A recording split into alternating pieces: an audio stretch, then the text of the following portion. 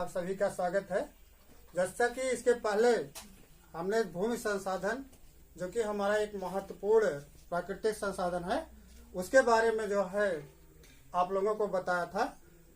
तो उसी संसाधनों के वर्गीकरण के अंतर्गत जो आपका भूमि संसाधन है, इसमें जो हमारी मिट्टी है, मृदा, उसके बारे में हम आज जो है इसका डिटेल रूप से देखेंगे। तो आप लोग जानते हैं कि भूमि संसाधन ऐसा संसाधन है जिसको नवीकरण किया जा सकता है। मतलब यह नवीकरण होती है, लेकिन 1 या 2 सेंटीमीटर भूमि बनने में लाखों वर्ष लग जाते हैं। मृदा निर्माण में आप देखते हैं मृदा का निर्माण कैसे होता है। मृदा का निर्माण या तो चट्टानों के टूटने से, जो जीव जंतु होते हैं प्राकृतिक वनस्पतियों के सड़ने से, इस प्रकार से हमारी जो है नई मृदा बनती है। लेकिन फिर भी इस प्रक्रिया में बहुत सारा समय लगता है।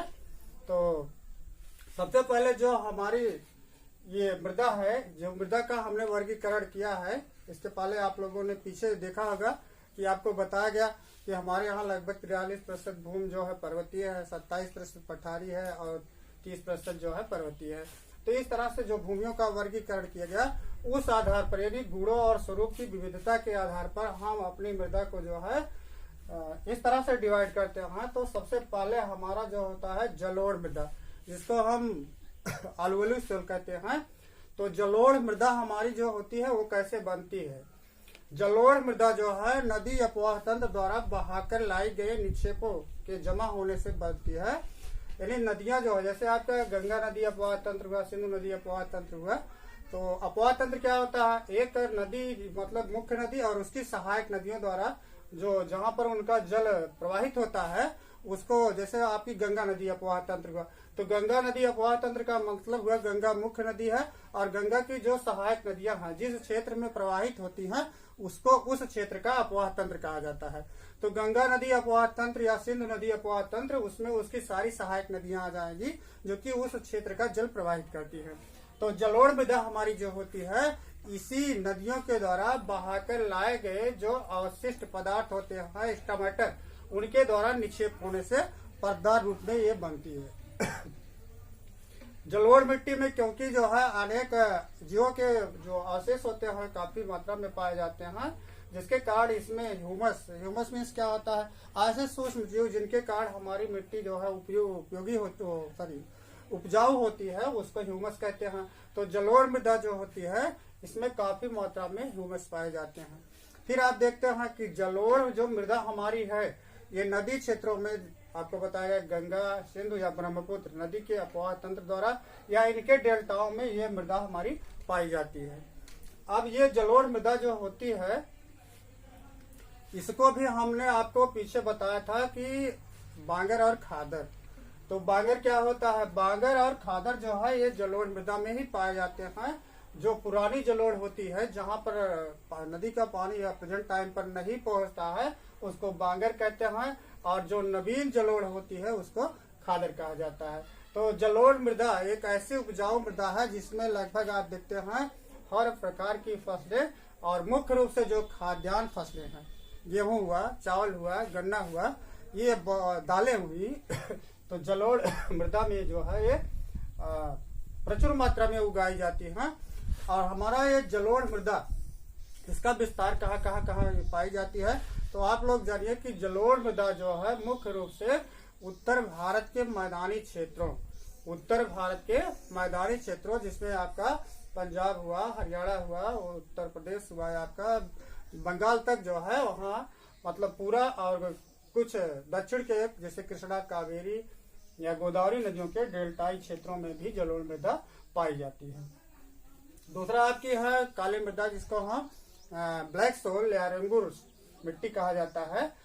नाम से ही स्पष्ट है कि ये काली रंग में काले रंग की होती है और जिसका निर्माण जो है ये लावा मतलब निकलता है वॉल्केनिक घटनाओं के समय, तो उस लावा के टूटने फूटने से धीरे धीरे इस मिट्टी का निर्माण होता है।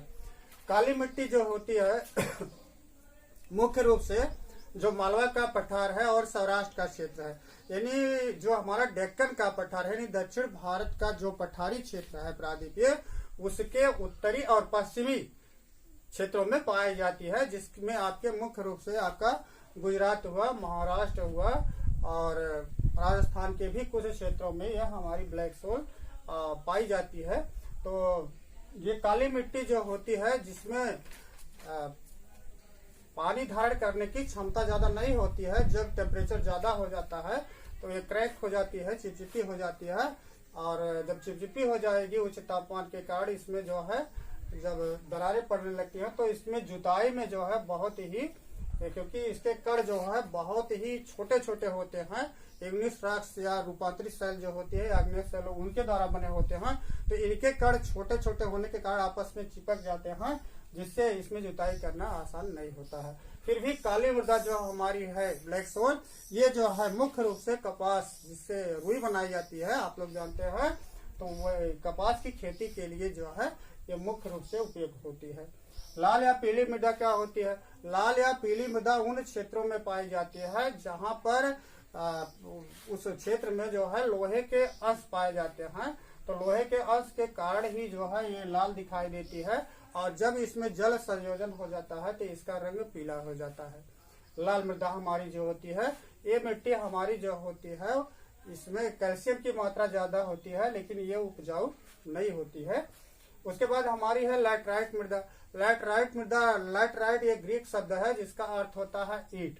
तो लैटराइट मृदा जो होती है ये काफी कठोर होती है, और इसमें प्रेजेंट टाइम पर वर्तमान समय में जो है क्योंकि इसमें ह्यूमस की मात्रा काफी कम होती है, तो जो खादें हमारी होती है या हमारे जो रासायनिक खादें होती हैं उनका प्रयोग करके लैटराइट मृदा को उपजाऊ बनाया जा सकता है, और ऐसा धीरे धीरे प्रक्रिया चल ही रही है। उसके बाद आप देखते हैं पर्वतीय मृदा, जो हमारी मतलब पर्वतीय क्षेत्र जो हमारे यहाँ के हैं, उन क्षेत्रों में ऐसी पर्वतीय मृदा पाई जाती है। और पर्वतीय क्षेत्रों के जो पहाड़ी ढाल होते हैं, ढालों पर यह मृदा पाई जाती है। और पर्वतीय क्षेत्रों में की मिट्टी बहुत ज्यादा तो उपजाऊ नहीं होती है, फिर भी कुछ फसलें, जैसे आपका आप लोगों ने चाय, तो चाय जैसे चाय हमारे है कॉफी हुआ, या उष्णकटिबंधीय जो मसाले होते हैं पर्वतीय ढालों पर मतलब काफी मात्रा में जो है उगाए जाते हैं। उदाहरण के लिए आपको जो आसाम है जहाँ पर सबसे ज्यादा चाय उगाई जाती है, तो आप देखते हैं पर्वतीय मिट्टी, नाम से ही स्पष्ट है कि जो क्षेत्र हमारा पर्वतीय रहेगा वहीं पर ये मिट्टी पाई जाती है। और पर्वतीय मिट्टी में मुख्य रूप से जो फसलें उगाई जाती हैं वो आपका चाय होता है, कहवा होता है और मसाले होते हैं। भारत में इनका विस्तार जम्मू कश्मीर, हिमाचल प्रदेश, उधर असम हो गया, दक्षिण भारत में तमिलनाडु जैसे राज्यों में जहाँ पर कुछ औसत ऊंचाई की पहाड़ियां हैं, तो उन क्षेत्रों में जो है ये पर्वतीय मृदा पाई जाती है। उसके बाद आपका है मरुस्थलीय मृदा। मरुस्थलीय मृदा जैसा कि नाम से ही स्पष्ट है, मरुस्थलीय मृदा ऐसे क्षेत्रों में पाई जाती है जहां पर उच्च तापमान होता है, तापमान काफी ऊंचा होता है, वर्षा की जो है कमी होती है, तो जिसके कारण जो हमारी ये डेजर्ट सोल होती है, मरुस्थलीय मृदा, ये उन क्षेत्रों में पाई जाती है। इसके कण जो है आपस में जो है चिपकते नहीं है, भारी होते हैं। और मरुस्थलीय मृदा वाले क्षेत्रों में जो वायु पवन मतलब पवन का इरोजन होता है, अपारदन होता है, ये मिट्टी जो है एक जगह से दूसरी जगह उड़ती रहती है, फिर जमा होकर के वो बनती है। लेकिन इसमें जो है उपजाऊ की थोड़ा कमी होती है, पानी धारण करने की इनकी क्षमता कम होती है। जब वहां पर टेम्परेचर होता है तो जिस क्षेत्र में पानी रहता है वो पानी भी जो है वाष्पीकरण बढ़कर बहुत तेजी से जो है सूख जाता है। तो मरुस्थलीय मृदा जो कि मुख्य रूप से भारत के पश्चिमी भाग, जिसमें आपका राजस्थान का जो उत्तरी और पश्चिमी क्षेत्र है राजस्थान का, जैसलमेर, बाड़मेर, बीकानेर, गंगानगर, ऐसे जो जिले हैं जहाँ पर आपका ग्रेट इंडियन थार जो है विशाल भारतीय मरुस्थल फैला हुआ है, वहां पर ये मृदा पाई जाती है। तो आप देखते हैं जिसी के कारण, वाष्पन के कारण जो है राजस्थान का ये क्षेत्र हमारा जो है ये डेजर्ट एरिया में बदल गया है। तो ये मिट्टी हमारी जो है उसी क्षेत्रों में पाई जाती है। लेकिन आप लोगों ने इंदिरा गांधी कैनल का नाम सुना होगा, जो कि लगभग 697 किलोमीटर लंबी है। तो इसके द्वारा जो है इस क्षेत्रों में जो पानी प्रवाहित किया जा रहा है वो इंदिरा गांधी कैनल के, तो इस मृदा में भी जो है कुछ उपजाऊपन अब आ गया है, काफी क्षेत्र हरा भरा हो गया है।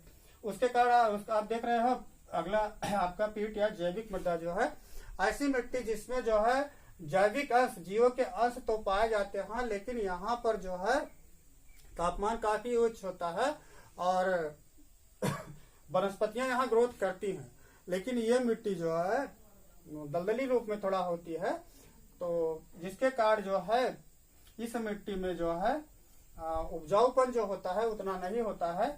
भारत का जो है आप देखते हैं बंगाल का या बिहार का भाग जो होता है, ये इस प्रकार की मिट्टी पाई जाती है। इसके अलावा भी आपको जो है अम्लीय या लवणीय मिट्टी और क्षारीय मिट्टी, ऐसे और अनेक मिट्टियां जो है उनके गुणों के आधार पर जो है मिट्टियों का वर्गीकरण किया गया है। तो डियर स्टूडेंट्स, आप लोगों ने जो ये मृदा का वर्गीकरण देखा, इसको जो है आप लोगों को व्हाट्सएप ग्रुप के द्वारा भी पहुंचा दिया जाएगा। इसका डिटेल जो है आप लोग इस पर जो है विशेष रूप से फोकस करिएगा कि हमारे यहाँ कितने प्रकार की मृदा पाई जाती है, किस प्रकार से उसका वर्गीकरण किया गया है और मृदा का जो है महत्व क्या होता है। तो मृदा का महत्व आप लोग जानते ही हैं कि जितनी भी हमारी फसलें होती हैं वो मिट्टी यानी मृदा पर ही जो है पैदा की जाती है। तो इसीलिए सोल कंजर्वेशन जो होता है मृदा संरक्षण, तो